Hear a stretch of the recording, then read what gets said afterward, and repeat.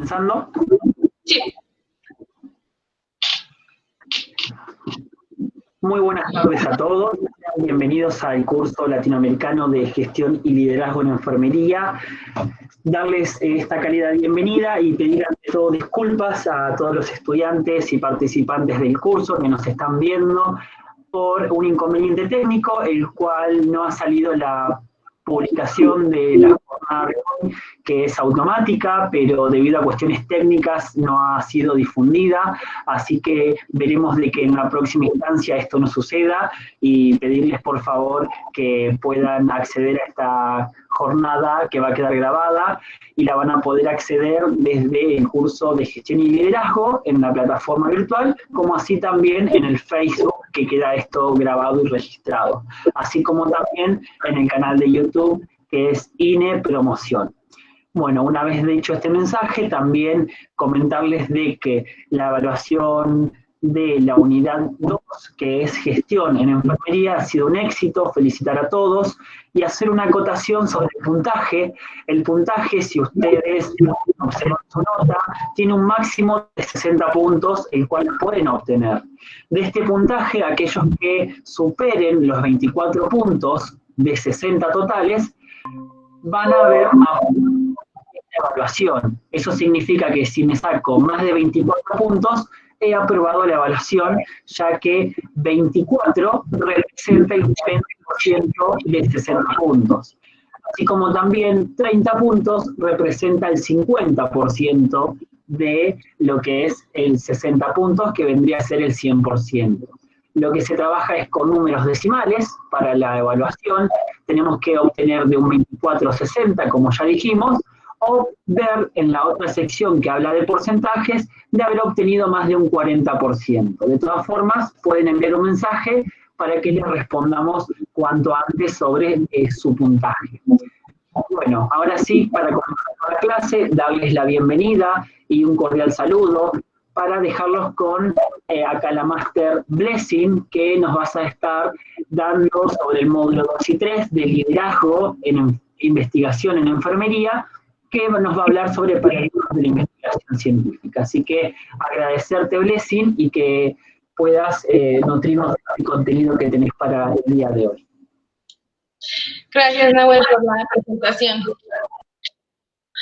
Bueno, pues vamos a dar continuidad al módulo 3, que es el liderazgo en la investigación en enfermería. El día de hoy, como bien mencionaban, vamos a ver lo que son los paradigmas de la investigación científica. Okay, bueno, recordando un poquito lo que vimos en la clase anterior, sabemos que el primer paso del método científico es identificar el fenómeno de estudio, aquel que surge de nuestra experiencia cotidiana, de nuestro quehacer profesional, aquello que puede ser una pregunta, una inquietud, un problema al que nos estemos enfrentando. Tan importante es conocer e identificar el fenómeno de estudio, como importante es conocer cómo vamos a aproximarnos a ese fenómeno de estudio. Esto se conoce como paradigma de investigación, ¿sí? La forma en que el investigador va a aproximarse, a acercarse, a descubrir este fenómeno de estudio. ¿Y por qué es tan importante conocer el paradigma de investigación? Bueno, pues porque existe una vinculación entre el paradigma y la metodología que se va a utilizar en nuestro proyecto de investigación. Seguramente ustedes han escuchado hablar de la metodología cuantitativa-cualitativa, y esto tiene un trasfondo, que son los paradigmas de investigación. Bueno, el objetivo de esta ponencia pues, es identificar las principales características de los paradigmas que sustentan a la investigación científica. Y para esto vamos a comenzar con explicar qué es un paradigma. Bueno, sus raíces provienen del griego paradigma, y eso significa modelo o ejemplo. Según la Real Academia Española, es un ejemplo o la teoría o conjunto de teorías cuyo núcleo central se acepta sin cuestionar y que suministra la base y modelo para resolver problemas y avanzar en el conocimiento. La palabra paradigma se le acuña a Thomas Kuhn. Él es un filósofo de la ciencia y físico, es estadounidense, y para él un paradigma o los paradigmas son realizaciones científicas universalmente reconocidas, que durante cierto tiempo proporcionan modelos de problemas y soluciones a una comunidad científica. Y si se dan cuenta, aquí resalto yo dos frases. Durante cierto tiempo. Es importante destacar que un paradigma es válido solo hasta cierto tiempo, ¿sale? Después de eso es importante hacer un cambio de paradigma para responder a nuevas problemáticas. También resalto que son inherentes a una comunidad científica. Los paradigmas son colectivos. Así como la investigación se hace en colectivo, también los paradigmas. Entonces no podemos hablar de paradigmas personales, sino de paradigmas que comparte una comunidad científica. Estas dos son características indispensables de un paradigma. Thomas Kuhn menciona que la ciencia no es solamente acumulativa. No se trata de ir incrementando conocimiento sobre algo y sobre ese seguir construyendo, sino que es importante que ocurran revoluciones científicas. De hecho, así se llama uno de los libros más conocidos de Thomas Kuhn. Él nos dice que cuando uno está investigando está en el periodo de presciencia. Están investigando, unos investigadores por aquí, otros por allá, y están construyendo presciencia. Cuando se logra homogeneizar el conocimiento científico da respuestas a las problemáticas presentes, esto se conoce como el periodo de ciencia normal, que es cuando se establece un paradigma. Sin embargo, como mencionaba anteriormente, el paradigma no es estático, no es eterno, y llega un momento en que este paradigma no nos alcanza para dar respuesta, para dar soluciones a todo lo que estamos enfrentando. Entonces ocurre una crisis. En esta crisis, nuevamente, los investigadores, los científicos, comienzan a trabajar por su cuenta y siempre hay alguno que diga, bueno, esto ya no está funcionando, vamos a hacer las cosas distintas. Y se le empiezan a unir otras personas y hacen aquello que Thomas Kuhn llama revolución científica. Hacen un cambio de paradigma y establecen un nuevo episodio de ciencia normal. Y esto es un proceso cíclico. La nueva ciencia normal vuelve a entrar en crisis y volvemos a empezar este ciclo, ¿sale? Crisis, revolución científica, nueva ciencia normal.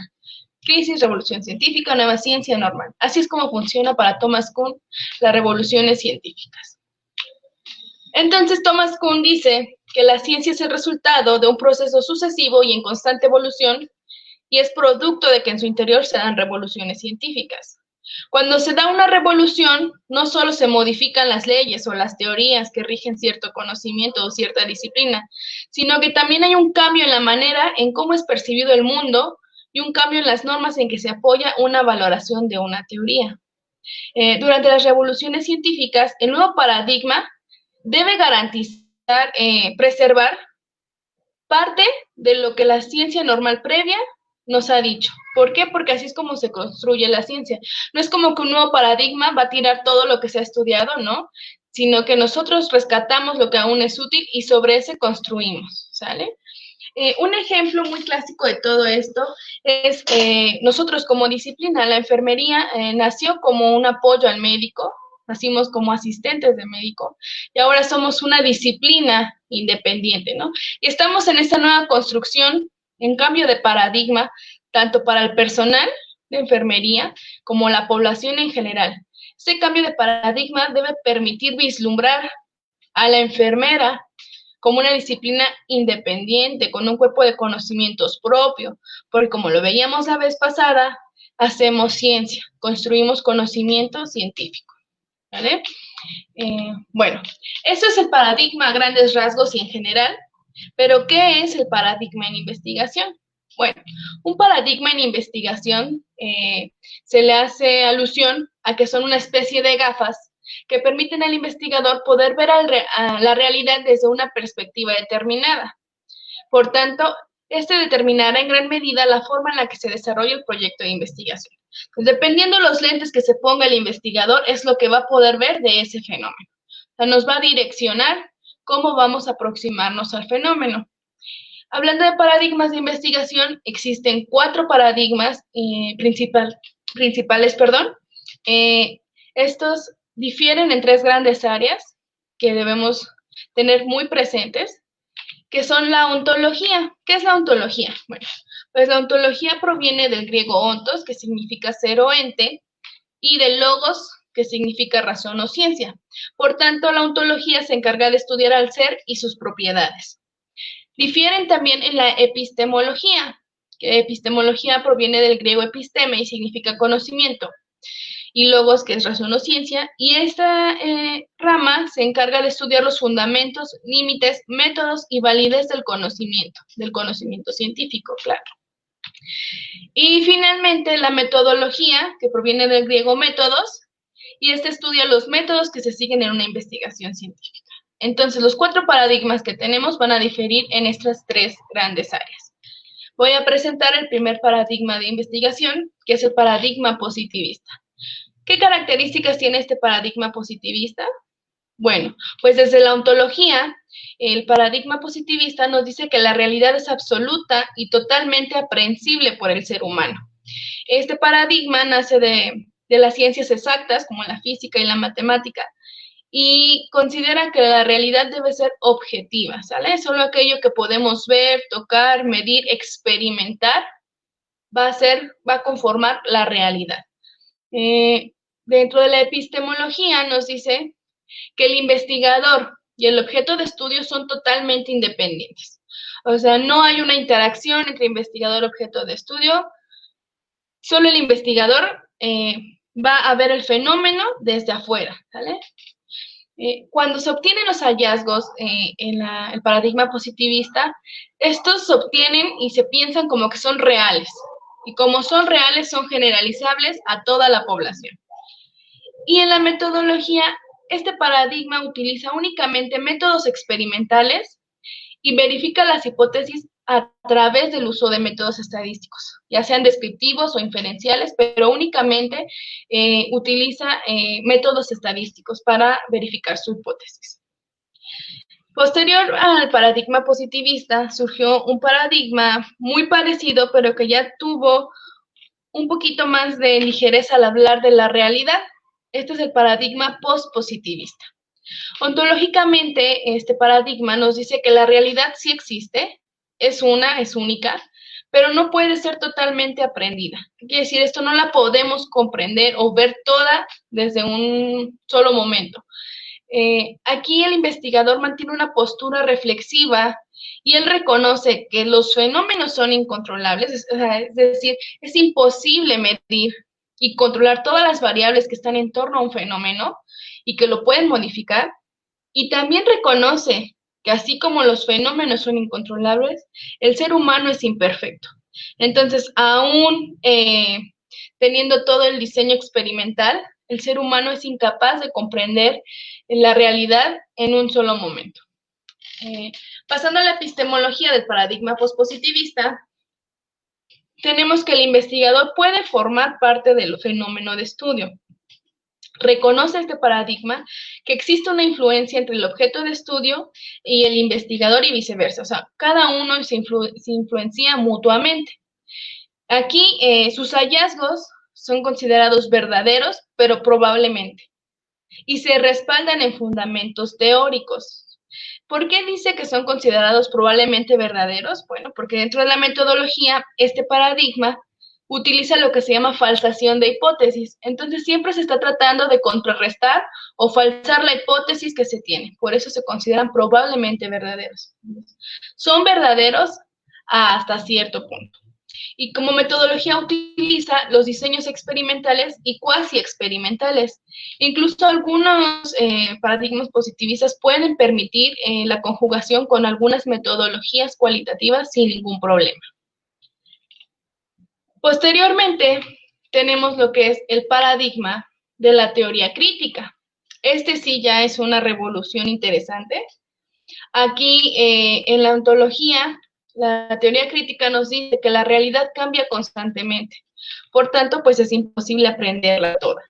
La realidad cambia constantemente y es resultado de los factores sociales, políticos, culturales, económicos, étnicos, etcétera, donde se desenvuelve la persona o el fenómeno de estudio, ¿sale?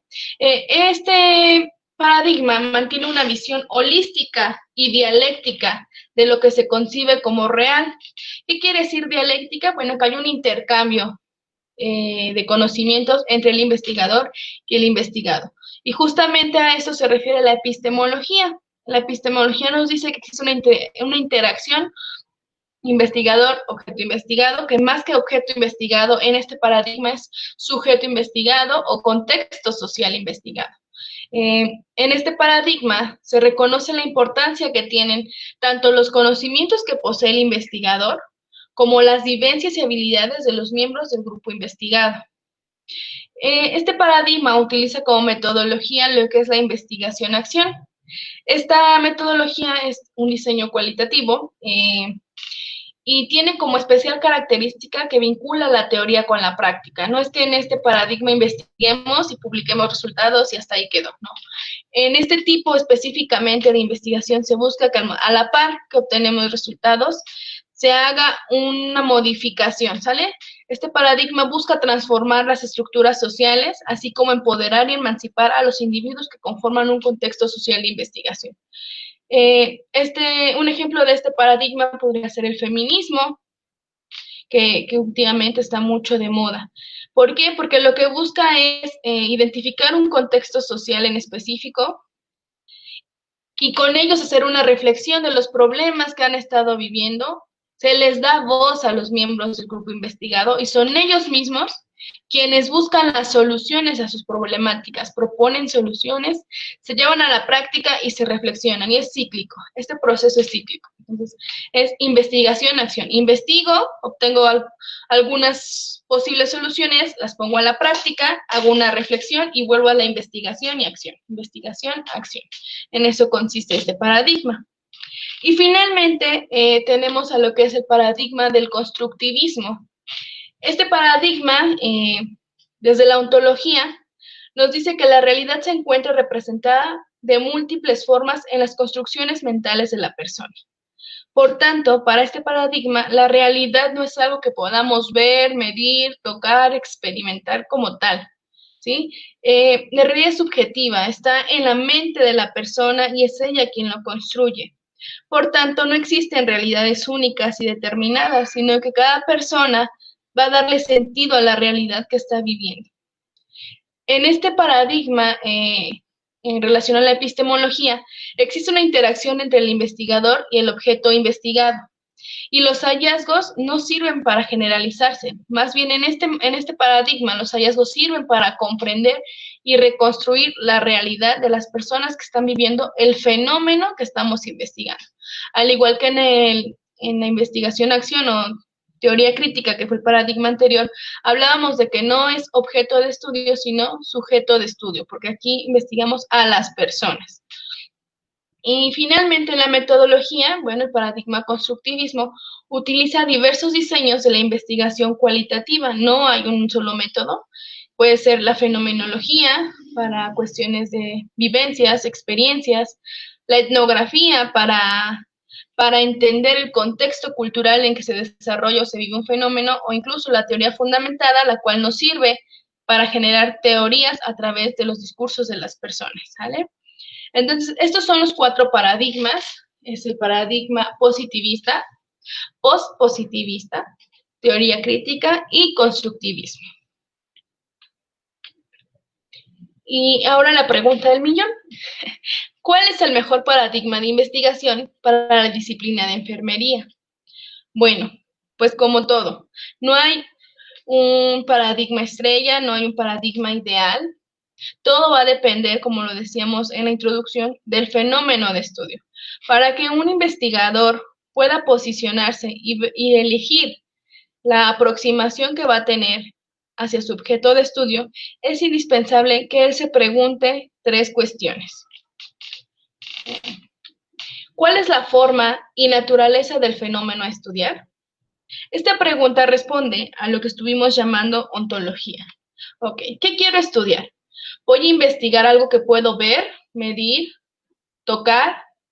Voy a investigar antropometría, por ejemplo, de la población mexicana. O voy a investigar algo subjetivo de la persona. Algo que él me pueda hablar acerca de sus sentimientos, sus vivencias, sus experiencias, su actitud, sus percepciones. Aquello que yo no voy a poder ver, pero voy a poder acceder a ello a través del discurso de la persona que me está compartiendo la información, ¿vale? De las personas que forman parte de mis sujetos de estudio. La segunda pregunta que debemos hacernos es, ¿cómo va a ser la relación entre el investigador y el fenómeno de estudio? ¿Va a haber una interacción? ¿Vamos a construir juntos? ¿Voy a considerar lo que él me está diciendo? ¿Le voy a dar voz a esa persona? Bueno, si la respuesta es sí, usaríamos el paradigma de teoría crítica o constructivismo. Si la respuesta es no, pues utilizaríamos el paradigma positivista o postpositivista, aquel en el que solo yo, investigador, me voy a dedicar a recolectar la información desde una postura ajena al fenómeno de estudio, ¿sí? Poniendo claros mis límites, donde yo soy el investigador, él es el investigado, y no debe haber interacción entre estos dos. Y finalmente, la tercera pregunta es, ¿cómo el investigador puede descubrir el fenómeno de estudio? Entonces, esa es la pregunta que corresponde a la metodología, y son estos pasitos que nos van a acercar al fenómeno de estudio, precisamente. Entonces, si yo quiero investigar la estatura promedio de los niños de una comunidad indígena, evidentemente no puedo utilizar un paradigma de teoría crítica o constructivista. Debo irme hacia algo que me permita ver, medir, pesar, ¿no? Entonces nos iríamos a un positivista o un postpositivista. Entonces, dependiendo de nuestro fenómeno de estudio y estas tres preguntas, es que nosotros vamos a elegir cuál es el paradigma que mejor nos permite aproximarnos a aquello que es de nuestro interés. Y claro está que podemos investigar un mismo fenómeno desde diferentes perspectivas, desde diferente paradigma, y estos se complementan, claro que sí. Sin embargo, es importante que cuando nosotros iniciamos nuestra investigación aclaremos esto. ¿Vamos a trabajar un único paradigma o vamos a hacer un trabajo multiparadigmático? Vamos a hacer estas investigaciones que hoy en día llaman mixtas, que incluyen metodologías quali, y de qué manera. Es muy importante que en estas investigaciones que hacen un enfoque multiparadigmático se establezca bien qué se va a tomar desde el paradigma positivista o postpositivista y qué se va a recolectar a través del paradigma de teoría crítica y constructivista. Sí es válido. En el caso de los paradigmas de investigación, por ejemplo, no es como mencionaba en un inicio, ¿no? Que un paradigma llega a sustituir a otro. No, aquí existen, convergen varios paradigmas que nos permiten acercarnos al fenómeno de estudio. Ninguno es mejor que otro, solo depende del interés desde los lentes que nos vamos a colocar como investigadores, ¿qué quiero conocer de este fenómeno de estudio, ¿no? Por ejemplo, en la obesidad, quiero saber los grados de obesidad que hay en los estudiantes de primaria del Estado de México, o quiero conocer cómo viven la obesidad los estudiantes de primaria del Estado de México, quiero saber cómo se sienten presentando obesidad a edades tempranas, quiero saber cómo es la alimentación en su casa. Bueno, es el mismo fenómeno, pero son diferentes lentes desde donde podemos abordar el tema. Entonces, para esto, vuelvo a lo mismo, son tres preguntas muy importantes que debemos realizarnos al inicio de la investigación. ¿Cuál es la forma y naturaleza del fenómeno a estudiar? ¿Cómo es la relación entre el investigador y el fenómeno de estudio? Y finalmente, ¿cómo el investigador puede descubrir este fenómeno de estudio? Y tal vez estos paradigmas ustedes puedan asemejarlos a algo que es muy común que veamos en el pregrado, que es la investigación cualitativa y la investigación cuantitativa. Dentro de la investigación cualitativa están, aquí hay un pequeño error, disculpen. Dentro de la investigación cualitativa tenemos la teoría crítica y el constructivismo, y desde la investigación cuantitativa tenemos el positivismo y pospositivismo, ¿ok? ¿Qué es importante rescatar aquí? Bueno, les puse un cuadrito de un libro que a mí me gusta mucho, que es Berenguera, es del 2014, es un libro de investigación en ciencias de la salud, y él hace un comparativo muy interesante entre la investigación cualitativa y la investigación cuantitativa. Y nuevamente nos dice que las bases teóricas en una investigación cualitativa es que hay una interdependencia sujeto-objeto, mientras que en la investigación cualitativa no hay esta interacción. En la investigación cualitativa ponemos mucho énfasis en el contexto en que se desenvuelve el fenómeno a investigar, y en la investigación cualitativa no nos interesa el contexto, ¿sale? En la investigación cualitativa está la presencia de valores del investigador, su postura como investigador, y la investigación cuantitativa, nada de eso, hay ausencia de valores. En cuanto al objetivo que tiene la investigación cualitativa, pues es compartir significados, mantiene un proceso inductivo y el conocimiento que se obtiene es intensivo. Con esto lo que se busca es profundizar en el conocimiento de un fenómeno, mientras que la investigación cuantitativa lo que se busca es cuantificar hechos, predecirlos, extender el conocimiento, tanto así que podemos generalizarlo. Otra diferencia tiene que ver con el equipo investigador. En la investigación cualitativa existe la subjetividad y el investigador se encuentra inmerso en el contexto de estudio. Y en la investigación cuantitativa no, es algo más objetivo y nos alejamos del contexto de estudio con la finalidad de no contaminar los hallazgos. De hecho, este término es muy coloquial, que es contaminar los hallazgos con la postura del investigador. Entonces, la investigación cuantitativa prefiere mantenerse alejado del contexto para ser lo más objetivos posibles. En cuanto al diseño, la investigación cualitativa es flexible, es abierto, tiene un proceso circular, porque no sigue una línea recta, ¿sí? Es un proceso de ir y venir en la recolección de los datos. Y esto nos orienta al descubrimiento de la información, mientras que la investigación cuantitativa, pues es un proceso preestablecido, cerrado y lineal, y más que ir al descubrimiento, lo que busca es la comprobación de esa hipótesis o la falsación de la hipótesis. Posteriormente viene la muestra. En estudios cualitativos, pues la muestra es intencional, razonada, flexible, conveniente y suficiente. Sin embargo, en la investigación cuantitativa, la muestra ya está predeterminada, hay un tamaño de la muestra que uno escoge de manera probabilística para que sea representativa y se escogen de manera aleatoria a los informantes. En el caso de la investigación cualitativa, los datos se obtienen a través de observaciones, narraciones, textos, datos visuales e instrumentos flexibles, mientras que la investigación cuantitativa pues son datos numéricos, objetivos e instrumentos estandarizados. Y finalmente, el análisis en la investigación cualitativa pues tiene una orientación inductiva y es longitudinal a lo largo de la investigación. O sea, uno no se espera a terminar la investigación para analizar los datos, sino que uno va analizando los datos conforme los va recolectando hasta que llega a la saturación de los mismos y puede presentar hallazgos. Y en la investigación cuantitativa no, este tiene una orientación deductiva y el análisis es hasta finalizar la recogida de datos, porque ya se tiene preestablecida el tamaño de nuestra muestra y que esta va a ser representativa de nuestro universo. Entonces, pues con esto cierro las diferencias de la investigación cualitativa, a la cual pertenecen los paradigmas de teoría crítica y constructivismo, y la investigación cuantitativa, al cual pertenecen el positivismo y pospositivismo. Esto sería todo por mi parte. Muchas gracias.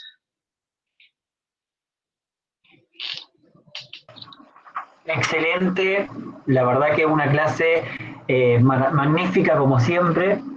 Acá mandan saludos desde distintas partes de Argentina y Latinoamérica para agradecer. Saludos también desde Colombia, de Bogotá, de Gualeguaychú, Entre Ríos, de Córdoba. Tenemos también de Cava, de Cava, Argentina. Hasta ahora no hay ninguna pregunta. Vamos a esperar a ver si hay alguna pregunta más. Envían saludos afectuosos de María Luisa, Yani Celi, Adida Rojas, Zulma Guzmán.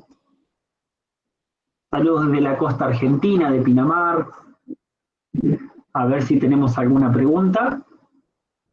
Acá tenemos un mensaje que dice: muy buena explicación comparativa entre discurso y ejemplo dado. Gracias. Acá tenemos también un mensaje de Liliana Tolosa que dice: buenas tardes, desde Tanti, provincia de Córdoba, Argentina, Comisión 6. Bueno, si no tenemos alguna pregunta, acá tenemos una. Los métodos mixtos, pregunta Pedro Estanislao Bangioni. ¿Qué de los métodos? Vamos a ver si es una pregunta general o es algo puntual. Por ahora solamente preguntó sobre métodos mixtos. Bueno, voy a comenzar dando una explicación breve, y si no es lo que él quería saber, que no lo haga saber en un mensajito y lo acortamos. Los métodos mixtos, ¿qué hacen? Bueno, nos permiten observar el fenómeno a investigar desde diferentes perspectivas. Podemos recolectar datos cuantitativos, cualitativos y hacer que entre los dos tengamos una mejor comprensión del fenómeno. Como les mencionaba, en el caso de los paradigmas de investigación, no es que uno sustituya al otro o uno sea superior al otro o que el más reciente, que en este caso es el constructivismo, sea el mejor. No, en este caso existen los métodos multiparadigmáticos que nos permiten tener un mejor conocimiento. Si bien los métodos cuantitativos dejan de lado el entorno de la persona que está viviendo el fenómeno y lo trata como si fuera un objeto de estudio más que un sujeto, pues está dejando de lado toda la subjetividad de quien vive el fenómeno a investigar.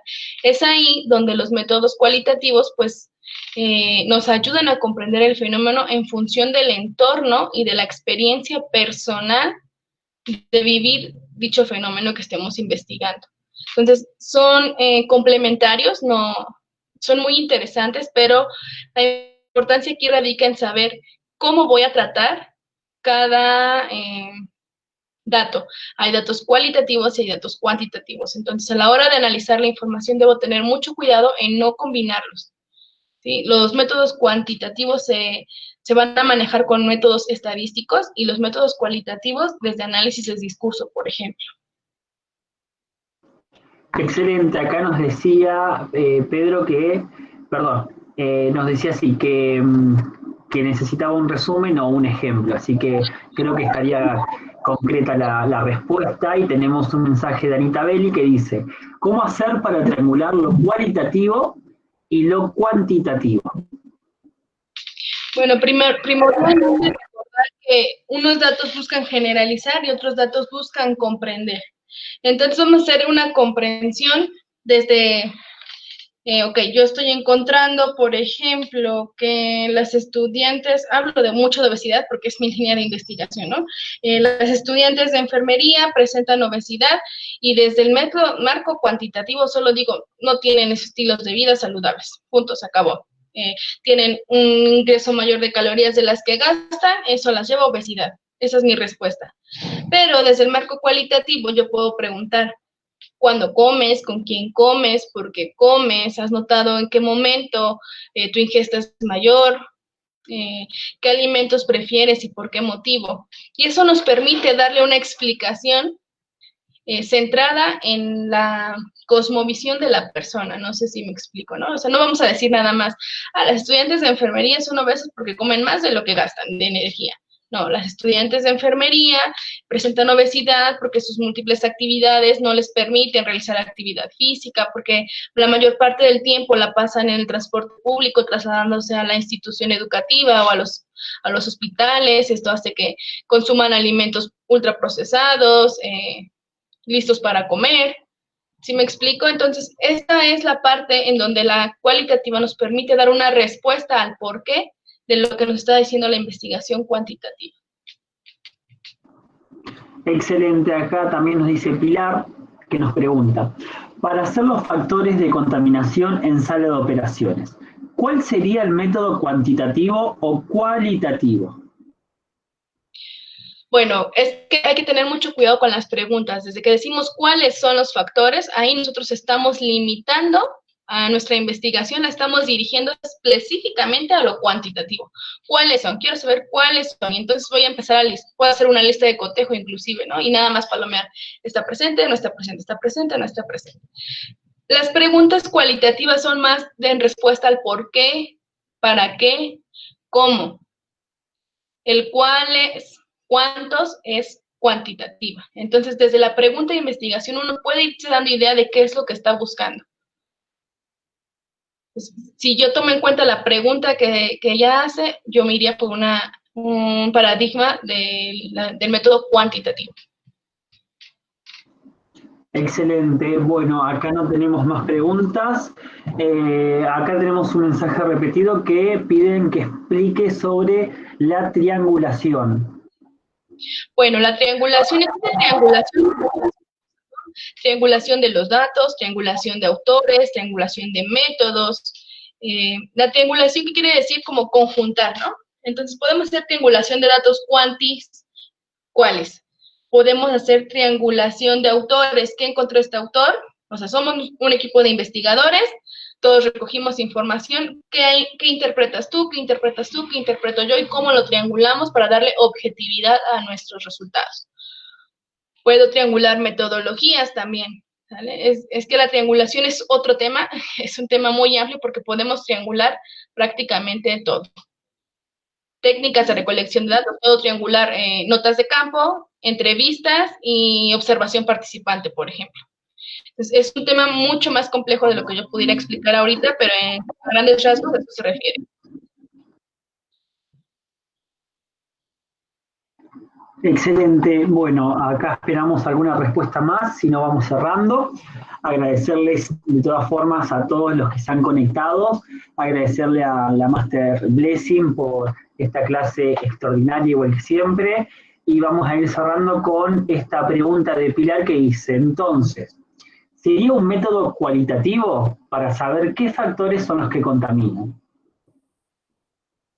¿Qué factores? Bueno, es que nuevamente, si hablamos únicamente de factores, se queda en cuanti. Tal vez podríamos formular distinta la pregunta, como cómo influye el personal de enfermería en la contaminación de una sala quirúrgica. Podría ser. Es que las preguntas cualitativas son más cómo, para qué, por qué. ¿Cuáles y cuántos está encaminado a decir cuáles son y en qué porcentaje? Ahí hay que tener cuidado en las preguntas de investigación que también son las que direccionan la metodología. Si lo que quiere hacer esto es un estudio cualitativo, yo sugeriría cambiar la pregunta a la redacción de la pregunta. Sigue siendo el mismo fenómeno, pero la redacción de la pregunta nos da otro enfoque. Excelente. Acá tenemos más mensajes de agradecimientos que dicen gracias, muy didáctico, muchas gracias, excelente ponencial, muchas gracias, entendió perfecto, excelente explicación del método, excelente explicación, gracias, muy bien explicado. Muchísimos mensajes de agradecimiento, así que también nosotros desde docencia y administración del curso agradecerles a todos por haberse quedado y participado el día de hoy. También agradecerte a vos, Blessing, por haber dado esta clase excelente nuevamente. Gracias a ustedes por acompañarnos.